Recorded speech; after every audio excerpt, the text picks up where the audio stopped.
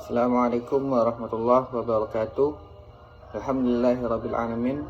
Wassalatu wassalamu ala asyrafil anbiya'i wal mursalin wa ala alihi wa sahbihi ajma'in, amma ba'd. Baik, pada kesempatan kali ini saya akan mencoba untuk menerangkan salah satu dari kaidah usul fiqh, yaitu al-amru wan nahyu. Adapun penjelasannya, kita akan mulai dari pengertian dari al-amru itu sendiri dan juga an-nahyu.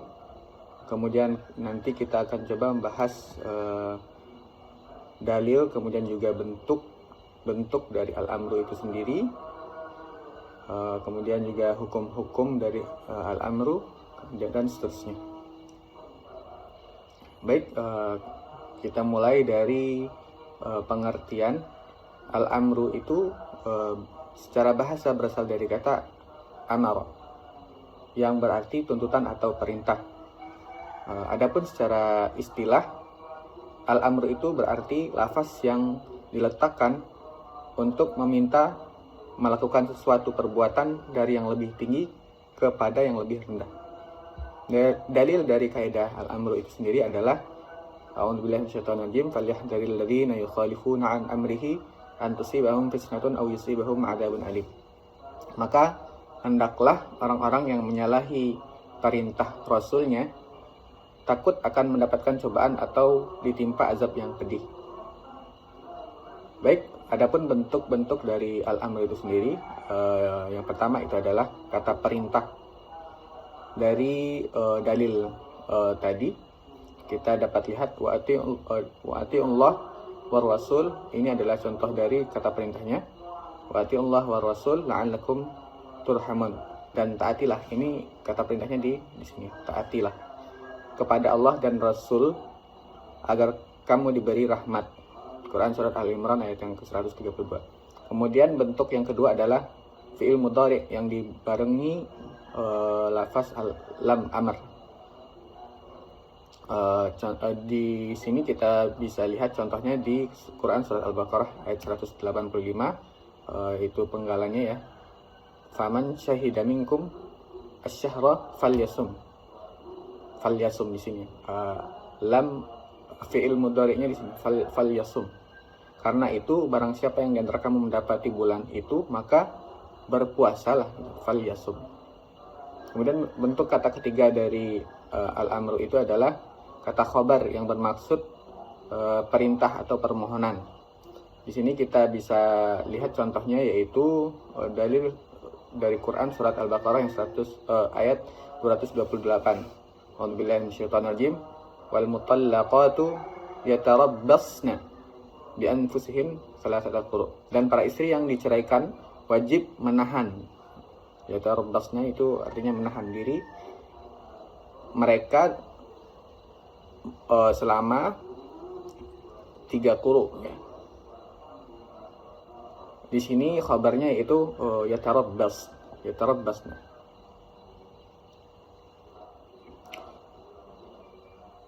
Adapun hukum-hukum dari al-amr, yaitu yang pertama menunjukkan hukum wajib. Contohnya yaitu wa aqimus shalah wa atuz zakah, ini adalah wajib lafaznya. Hukum dari dalil ini di kata perintahnya itu menunjukkan wajib. Kemudian yang kedua itu menjelaskan bahwa sesuatu itu boleh dilakukan. Contohnya adalah Quran surat Al-Mu'minun ayat 51, yaitu ya ayyuhar rasul kulu minat thayyibati wa'malu shalihah. Wahai para rasul, makanlah dari yang baik-baik dan berbuatlah amal saleh. Kemudian yang ketiga sebagai anjuran. Contoh dalilnya adalah Quran surat Al-Baqarah yang ayat 282, ya ayyuhalladzina amanu idza tadayantum bidainin ila ajalin musamma faktubuh. Wahai orang-orang beriman, apabila kalian berhutang, maka catatlah.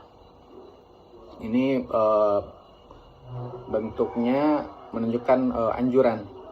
Kemudian yang keempat, untuk melemahkan, seperti dalam Quran surat Al-Baqarah ayat yang ke-23, wa in kuntum fi raibim mimma nazzalna ala abdina fa'tu bisuratin.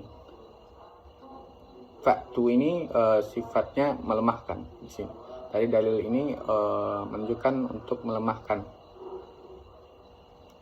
Artinya itu jika kalian dalam keraguan dari apa-apa yang kami turunkan kepada hamba kami, maka datangkanlah surat semisalnya. Ini untuk melemahkan dalil orang-orang yang ragu akan Al-Quran.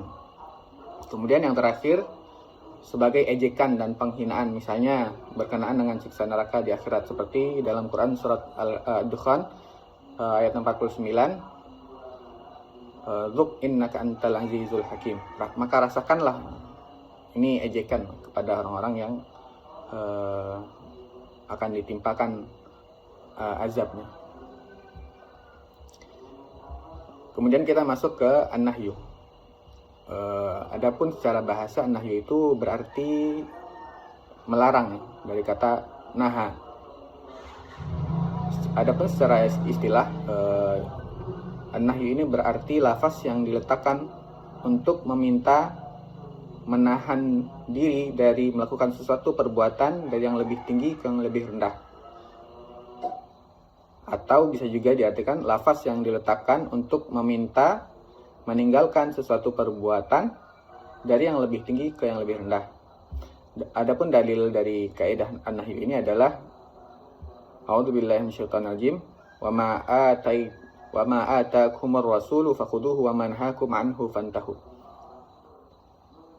Apa yang diberikan Rasul kepadamu maka terimalah, dan apa yang dilarang bagimu maka tinggalkanlah. Ini adalah dalil dari kaidah an-nahyu.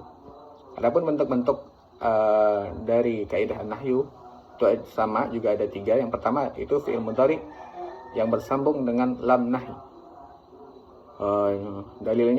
Contoh dalilnya itu dalam Quran surat Al-Isra ayat yang 32, wala taqrabuz zina, dan janganlah kamu mendekati zina. Di sini fi'il mudhari'nya adalah taqrabu. Kemudian yang kedua bentuk dari an-nahyu adalah fi'il amar yang menunjukkan larangan. Contohnya adalah dalam Quran surat Al-An'am yang ayat 120, wadharu zahiral itsmi wa batinah. Wadharu di sini adalah fi'il amr yang artinya tinggalkanlah. Kemudian yang terakhir bentuk dari kata nahyu itu adalah lafaz naha. Contohnya adalah Quran surat An-Nahl ayat yang 90, wa yanha 'anil fahsya'i wal munkar. Wa yanha ini adalah lafaz naha yang berarti larangan, melarang. Kemudian hukum-hukum dari an-nahi itu ada 4. Yang pertama itu menunjukkan hukum haram, seperti Quran surat Al-Baqarah ayat yang 221, wala tankihul musyrikat hatta yu'min. Wala tankihu di sini adalah menunjukkan keharaman, ya, dan janganlah kamu menikahi orang perempuan-perempuan musyrik. Kemudian yang kedua sebagai bentuk anjuran untuk meninggalkan, seperti dalam Quran surat Al-Maidah ayat yang 101, ya ayyuhalladzina amanu la tas'alu, janganlah kamu menanyakan. Ini sebagai bentuk anjuran untuk meninggalkan. Kemudian yang ketiga sebagai penghinaan, seperti dalam Quran surat At-Tahrim ayat yang ke-7, a'udzubillahi minasyaitonirrajim, ya ayyuhalladzina amanu ya ayyuhalladzina kafaru la ta'tadiru. Wahai orang-orang kafir, janganlah kalian mengejek, ya. Ini sebagai penghinaan kepada orang-orang kafir. Kemudian yang terakhir itu untuk menyatakan permohonan, misalnya dalam Quran surat Al-Baqarah ayat yang 226. A'udzubillahi minasyaitonirrajim. Rabbana la tu'akhidna. Wahai Tuhan kami, janganlah meninggalkan kami, la tu'akhidna.